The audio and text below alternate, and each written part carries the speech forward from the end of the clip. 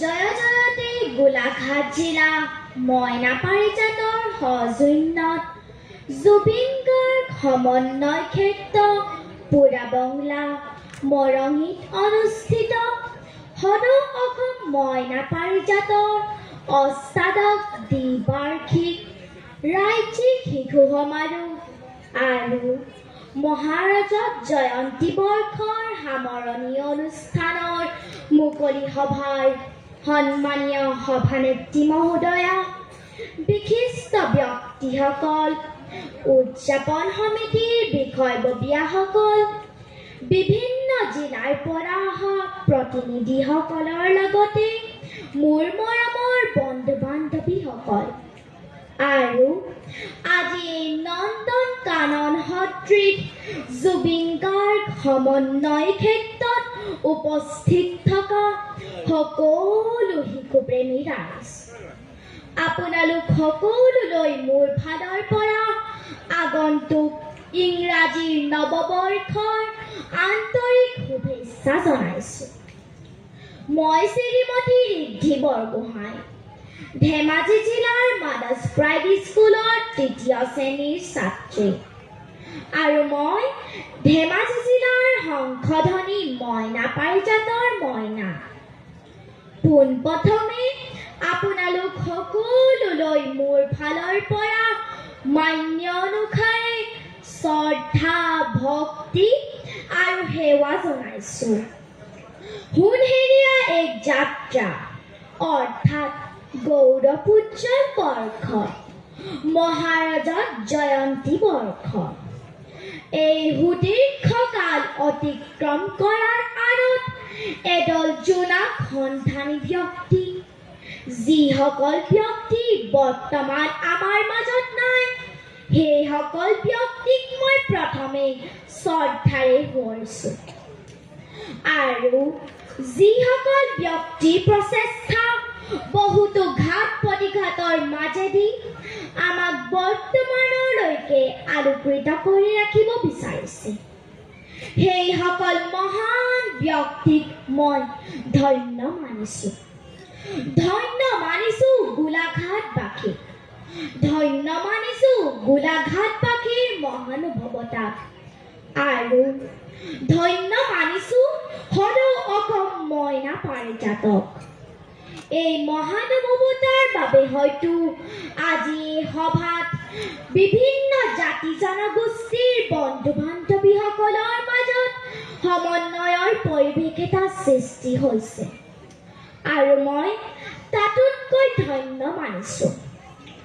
অসমৰ বিভিন্ন জিলাৰ পৰা অহা বন্ধু বান্ধৱীসকলৰ মাজত মই নিজকে উপস্থিত হ'বলৈ পাই এনে এখন গাম্ভীৰ্যপূৰ্ণ সভাত মই দুআষাৰ ক'ব পৰা যোগ্যতা আছে বুলি ভবা নাই, কিয়নো মই আলোকসন্ধানীৰ পথাৰখনত খোজ দিছোঁহে মাথো। মোৰ শিকিবলৈ আৰু বহুত বাকী আছে। আপোনালোকে জীৱনটোত মোতকৈ বহু বেছি দেখিছে, তথাপিও অকণমান ক'বলৈ প্ৰয়াস কৰিছোঁ। আপোনালোকে কেতিয়াও পৰামৰ্শ হিচাপে নল'ব। মই আপোনালোকক কিছুমান অনুভৱে প্ৰকাশ কৰিব বিচাৰিছোঁ আৰু অজানিতে ৰৈ যোৱা ভুলৰ বাবে আগতীয়াকৈ ক্ষমাও বিচাৰিছোঁ।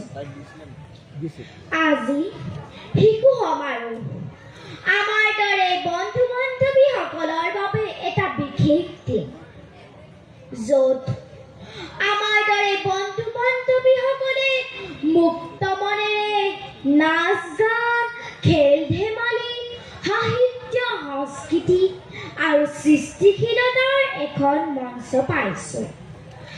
আমাৰ দৰে বন্ধু বান্ধৱীসকলে হৈছে দেশৰ প্ৰকৃত শক্তি। আজি শিশু, কাইলৈ দেশৰ নাগৰিক। মানৱ জীৱনৰ এটা স্তৰে হৈছে শৈশৱকাল। এই সময়টো আমাৰ বাবে আটাইতকৈ গুৰুত্বপূৰ্ণ সময়। এই সময়তে আমাৰ জীৱনৰ আদিপাঠ আৰম্ভ হয়।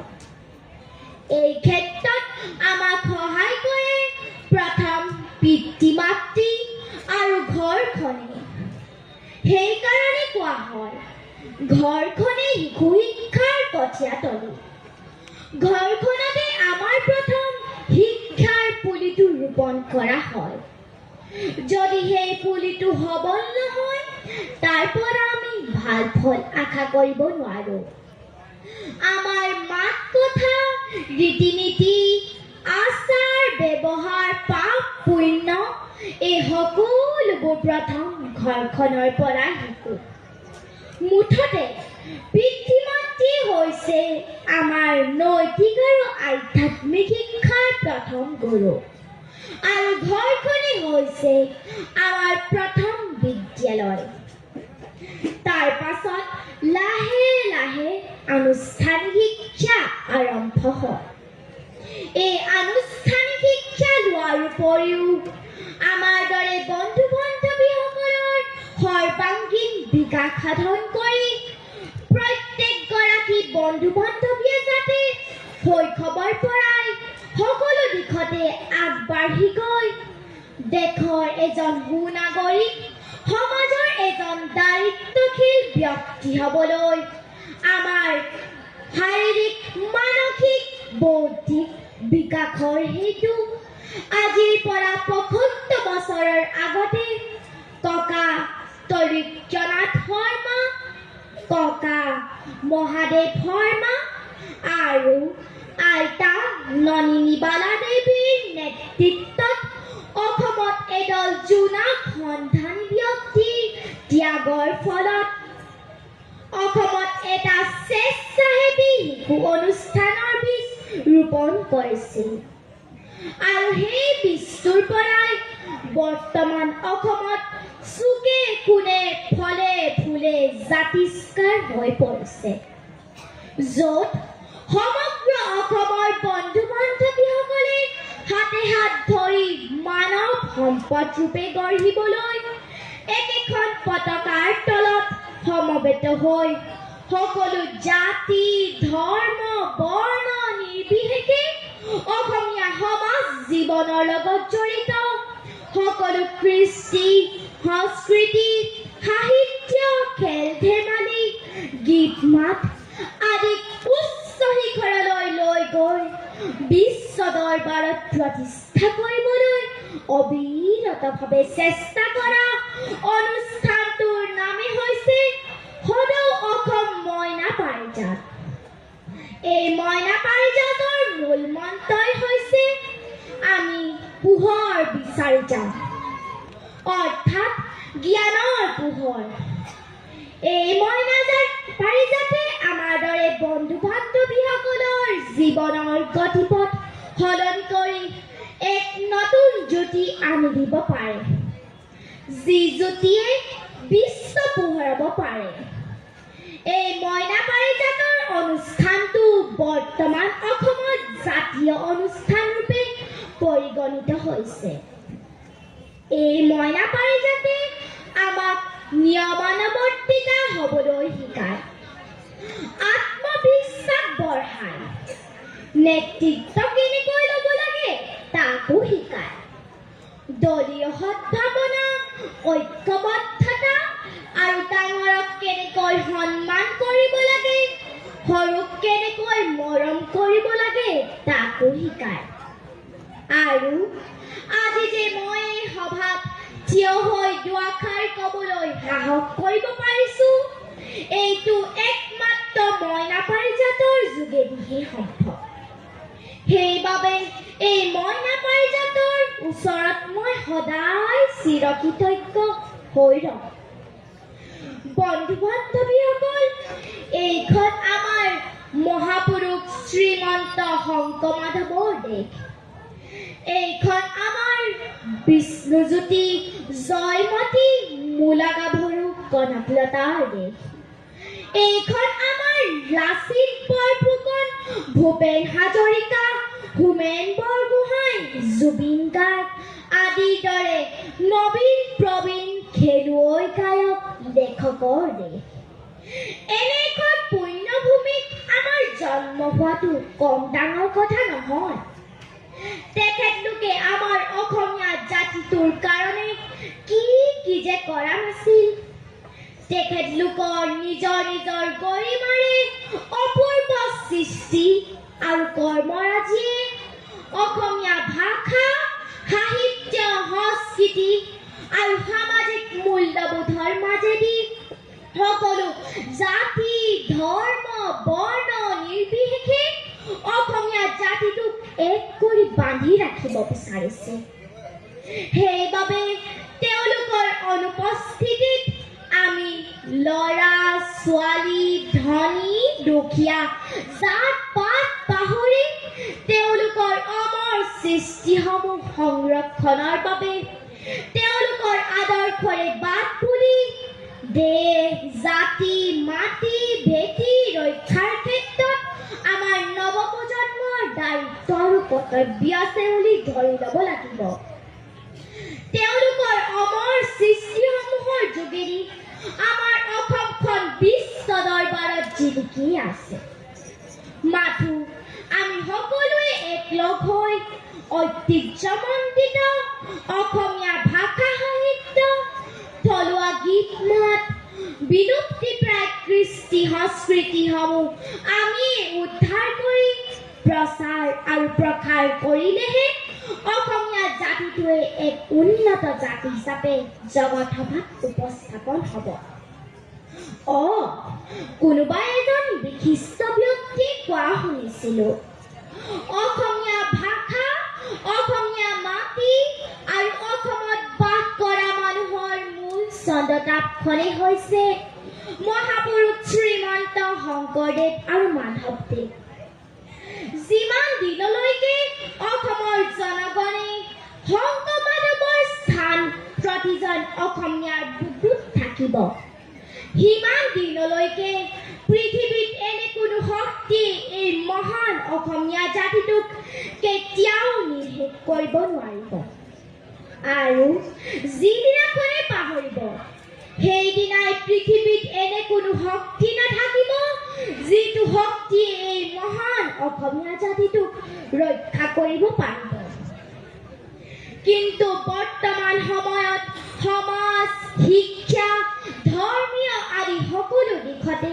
অৱক্ষয় হৈছে ব্যক্তি সমাজ সকলো স্তৰতে স্খলিত হৈছে এইবোৰৰ পৰা পৰিত্ৰাণ পাবলৈ গুৰুজনাই দেখুৱাই থৈ যোৱা বাটটোৱে আছিল আটাইতকৈ বিজ্ঞানসন্মত শাস্ত্ৰসন্মত আধুনিক আৰু নিৰাপদ এজন মানুহ চৰিত্ৰবান হ'বলৈ যিখিনি শিক্ষা লাগে এজন মানুহ সংস্কৃতিবান হ'বলৈ যি ধৰণৰ জীৱন দৰ্শনৰ প্ৰয়োজন এজন মানুহ নৈতিকভাৱে বলৱান হ'বলৈ যি নৈতিক চিন্তা আৰু চেতনাৰ প্ৰয়োজন হয় ব্যক্তি সমাজ আৰু এটা জাতি ভাল হৈ থাকিবলৈ যি ধৰণৰ মূল্যবোধৰ প্ৰয়োজন হয় সেইখিনি আমাক গুৰুজনাই অসমীয়া জাতিটোক কৃপা কৰি সেই তেতিয়াই দি থৈ গৈছিল বৰ্তমান বিশ্বায়নৰ যুগত আমি বস্তুবাদী জগতখনৰ প্ৰতি বেছি আকৰ্ষিত হৈছো বিজ্ঞান প্ৰযুক্তিবিদ্যাই আমাক ইমান দূৰ আগুৱাই লৈ গৈছে যে বিশ্বখন এখন গাঁৱলৈ ৰূপান্তৰিত হৈছে বিজ্ঞানে সৃষ্টি কৰা বস্তুবোৰত আমি ইমানেই সোমাই পৰিছো যে এইবোৰ গ্ৰহণ নকৰিলে আমি অচল হৈ পৰিম কিন্তু বৰ্তমান সময়ত প্ৰতিযোগিতাৰ দৌৰত ট্ৰেকৰ পৰা পিছলি পৰা বন্ধু বান্ধৱীসকল হৈ পৰিছে পথভ্ৰষ্ট আৰু আধুনিকতাৰ নামত ৰোপণ কৰিছে অপসংস্কৃতিৰ বীজ ফলত সমাজত বিশৃংখল দুৰ্নীতিৰে ভৰি পৰিছে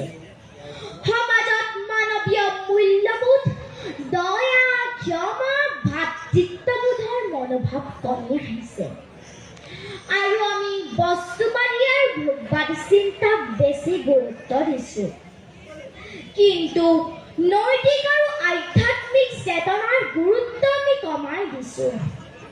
ফলত সমাজত চাৰিওফালে প্ৰতিদিনে উচ্ছৃংখলতা, মাৰপিট, হত্যা, লুণ্ঠন, লোভ, মোহে সমাজখনক গ্ৰাস কৰি পেলাইছে। সময়ৰ লগত পৰিৱেশ পৰিৱৰ্তন হোৱাটো স্বাভাৱিক, কিন্তু তেনে পৰিৱৰ্তনে যাতে আমাক সময়ৰ সোঁতত উটুৱাই লৈ নাযায়, তাৰ বাবে আমি সজাগ আৰু সতৰ্ক হ'ব লাগিব।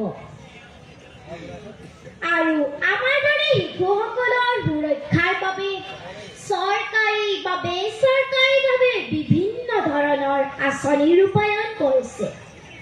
কিন্তু বিভিন্ন সময়ত বিভিন্ন কাৰণত দেশত শিশু নিৰ্যাতন, অনাহাৰে, অনিদ্ৰাৰে, কলমৰ সলনি বন্দুক, বিদ্যালয় এৰি বিপদজনক কল কাৰখানাত ধৰ্ষণ, অপহৰণ, বেচা কিনা আদিৰ নিচিনা এইবোৰ সমস্যাই হৈছে বৰ্তমানৰ শিশু সমাজ।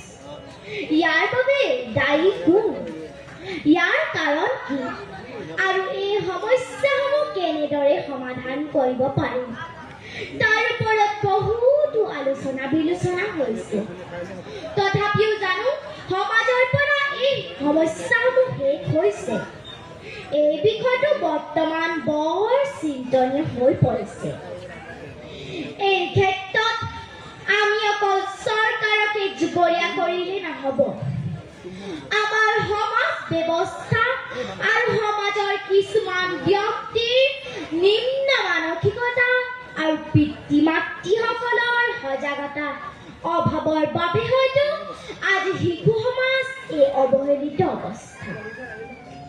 গতিকে আমাৰ দৰে বন্ধু বান্ধৱীসকলৰ সুৰক্ষাৰ বাবে চৰকাৰে প্ৰণয়ন কৰা আইনসমূহ সুচাৰুৰূপে ৰূপায়ণ হৈছেনে? সকলো বন্ধু বান্ধৱীয়ে সমভাৱে পাইছেনে?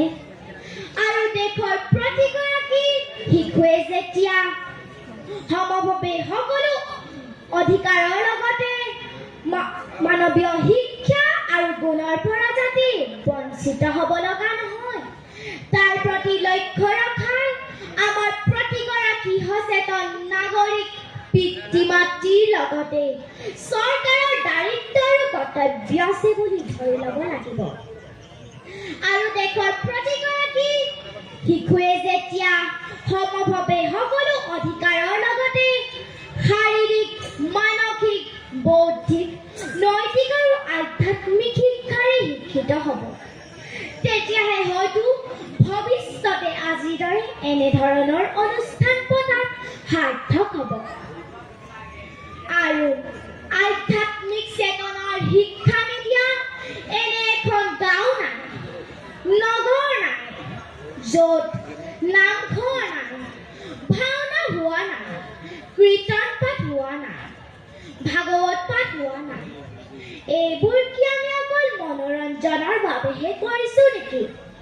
কিয় আমি ভালবোৰ গ্ৰহণ কৰি বেয়াবোৰ পৰিহাৰ কৰিব পৰা নাই?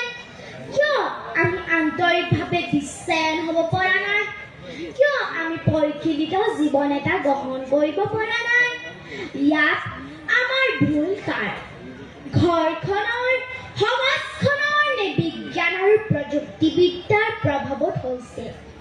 ইয়াৰ কাৰণসমূহ আমি শিশু অৱস্থাৰ পৰাই হৃদয়ংগম কৰিব পাৰিব লাগিব। আমাৰ শিশু শক্তিয়ে দেশ গঢ়িবও পাৰে, ধ্বংস কৰিবও পাৰে।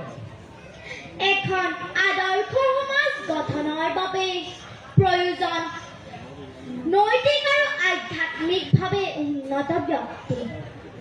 নৈতিকতাৰ স্খলন য'ত পদে পদে হয়, তেনে ঠাইত কেতিয়াও এখন আদৰ্শ সমাজ গঠনৰ সম্ভৱ নহয়।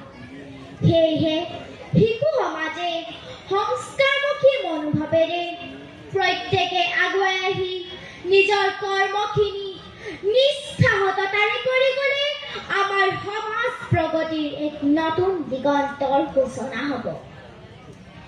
এইটো একমাত্ৰ মই ভাবো মই নাপাৰিজাতৰ যোগেদিহে সম্ভৱ। সেয়েহে আজিৰ পৰা এই মঞ্চৰ পৰা আমি সকলোৱে মিলি মাৰ বান্ধি থিয় দিওঁ যে দেশখনৰ ভিতৰত, ৰাজ্যখনৰ ভিতৰত, জিলাখনৰ ভিতৰত এখন শিক্ষামুক্ত সংস্কাৰমুখী মইনা পাৰিজাতৰ শিশু সমাজ আৰু নৈতিক আৰু আধ্যাত্মিকভাৱে উন্নত এখন আদৰ্শ গাঁও, এটা আদৰ্শ অঞ্চল হিচাপে পৰিচয় দিবলৈ সংকল্পবদ্ধ হওঁ। মুঠতে আমি নৱপ্ৰজন্মই সকলো শিক্ষাৰে শিক্ষিত হ'ব নোৱাৰিলে আমাৰ সমাজ জীৱনৰ অনেক ক্ষতি হ'ব, এইটো সত্য। এখন সমাজ আমি সুস্থ সমাজ বুলি ক'ব পাৰিম যেতিয়া সমাজৰ প্ৰত্যেকজন ব্যক্তি চৰিত্ৰৱান, সুস্থ মানসিকতাৰ অধিকাৰী হ'ব, জীৱনৰ প্ৰতি দয়া, ক্ষমা, প্ৰেম, কৰোণা আৰু নৈতিক গুণৰ অধিকাৰী হ'ব। আৰু সেই নৈতিকতাৰ যোগেদি মানুহে সমাজত শৃংখলাবদ্ধভাৱে জীয়াই থাকিব পাৰিব। গতিকে বন্ধু বান্ধৱীসকল, আমি যদি এখন সুস্থ সবল সমাজ কামনা কৰোঁ, তেনেহ'লে আমি মইনা পাৰিজাতৰ গত্যন্ত নাই বুলি আমি অনুভৱ কৰিছোঁ। গতিকে বন্ধু বান্ধৱীসকল, আমি মইনা পাৰিজাতৰ যোগেদি যিখিনি শিক্ষা পাইছোঁ ঠিকেই আছে, কিন্তু আমি ভৱিষ্যতে প্ৰত্যেকে একোজন ডাক্তৰ, ইঞ্জিনিয়াৰ বা প্ৰশাসনিক বিষয়া হ'ব লাগিব। কিন্তু আমাৰ যদি সকলো শিক্ষাৰ লগতে নৈতিকৰ মূল্যবোধ নাথাকে, তেতিয়া আমি কেতিয়াও এজন ভাল ডাক্তৰ, ইঞ্জিনিয়াৰ বা প্ৰশাসনিক বিষয়া হ'ব নোৱাৰোঁ। কাৰণ আমাৰ এখন চাৰ্টিফিকেট বা ডিগ্ৰীয়ে সেই কথা নহয়। আমি প্ৰথমে এজন পূৰ্ণাংগ মানুহ হ'বই লাগিব। আমাৰ উঠি অহা প্ৰজন্মটোৰ মাজত সামাজিক দায়বদ্ধতাটো লাগিব। আমাৰ দেশ বা ৰাজ্যখন যিসকলৰ হাতত সুন্দৰ হোৱাৰ অৱকাশ আছে, যাৰ ওপৰত ভৰসা কৰিব পাৰি, সেইসকলে হৈছে আমি উঠি অহা নৱপ্ৰজন্ম। সেয়েহে সমগ্ৰ বিশ্বৰ বুনিয়াদ ৰচনা কৰাৰ দায়িত্ব বৰ্তমান আমাৰ দৰে কণ কণ শিশুসকলৰ হাতত। আমি প্ৰত্যেকজন শিশুৱে এই কথাটো হৃদয়ংগম কৰিবৰ সময় হ'ল। তেতিয়াহে হয়তো বিশ্ব শান্তি স্থাপন হ'ব, গোটেই বিশ্ব মানৱৰ অন্তৰ জয় হ'ব আৰু গোটেই বিশ্বই জনমানসত শিশু শক্তিৰ জয়গান গাব।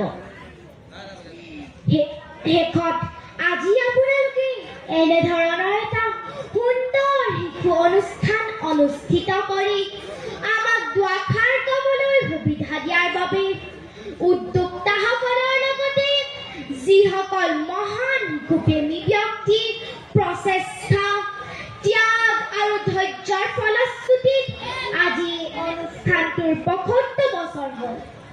তাৰ পাছত ১০০ বছৰ, ৫০০ বছৰ, ১০০০ বছৰ হওক, তাকে কামনা কৰিলোঁ। আৰু সেইসকল মহান শিশুপ্ৰেমী ব্যক্তিক মোৰ অন্তৰ পৰা শতকোটি প্ৰণাম জনাইছোঁ। আৰু অনাগত দিনতো আপোনালোকৰ এনেধৰণৰ গঠনমূলক অনুষ্ঠানে আমাৰ দৰে উঠি অহা প্ৰজন্মটোক আৰু অধিক জনাত সহায় কৰিব বুলি আশা কৰিলোঁ। আৰু আপোনালোক য'তে আছে তাৰ পৰা আমাক আশীৰ্বাদ কৰিব, যাতে আপোনালোকৰ বাটেৰে বাট বুলি আপোনালোকে আমাক লৈ দেখা সপোনবোৰ বাস্তৱত ৰূপ দিব পাৰোঁ। সঁচা অৰ্থত আপোনালোকে আমাৰ দেশখনক ভাল পোৱাৰ স্বাৰ্থত, সমাজখনক ভাল পোৱাৰ স্বাৰ্থত, জাতিটোৰ উত্তৰণৰ স্বাৰ্থত, বিশেষকৈ আপোনালোকে আমাৰ উঠি অহা প্ৰজন্মটোক অসমীয়া ভাষা, সাহিত্য, সংস্কৃতিৰ যোগেদি অসমখনক বিশ্ব দৰবাৰত চিনাকি কৰি দিব বিচাৰে। উঠি অহা প্ৰজন্মটোক আপোনালোকে সপোন দেখুৱাব বিচাৰে। প্ৰকৃত মানুহ হোৱাত, সমাজ গঢ়াত, দেশ গঢ়াত, জাতি গঢ়াত ইয়াত আপোনালোকৰ কোনো স্বাৰ্থ নাই আৰু কোনো পাৰিশ্ৰমিকো নাই, মাথো অকণমান আত্মসন্তুষ্টিৰ বাহিৰে। সেইবাবে বন্ধু বান্ধৱীসকল, আহকচোন আজিৰ পৰা আমিও এই যাত্ৰাৰ সহযোগী হওঁ। নেদেখাজনৰ ওচৰত প্ৰাৰ্থনা কৰিছোঁ, আপোনালোকৰ আশাবোৰ পূৰণ হওক। ভগৱন্তই আপোনালোকক আৰু শক্তি দিয়ক। এনেধৰণৰ আৰু ভাল ভাল কাম কৰাৰ আশাৰে আজিৰ কাৰ্যসূচী সফল পৰিসমাপ্তিৰ আশা কৰিলোঁ। আৰু বন্ধু বান্ধৱীসকল, কলা সংস্কৃতিৰ প্ৰথাৰখনত হাতে হাত ধৰি আমি সকলোৱে পোহৰ বিচাৰি যাম আৰু বহুদূৰ একেলগে। সদৌ-শেষত আজি এই সভাত আমাৰ উপস্থিতিয়ে যদি আপোনালোকক অলপ হ'লেও উৎসাহ দিয়ে, প্ৰেৰণা যোগায়, তাতে আমাৰ সফলতা বুলি ধৰি লৈ সকলো দুখ কোটি মাৰ্জনা বিচাৰি আপোনালোক সকলোলৈ আকৌ এবাৰ ধন্যবাদ জনাই আজি আমাৰ দুআষাৰ সামৰণি মাৰিছোঁ। জয়টো সদৌ অসম মইনা পাৰিজাত, জয়টো গোলাঘাট জিলা মইনা পাৰিজাত, জয়টো ধেমাজি জিলা মইনা পাৰিজাত। ধন্যবাদ।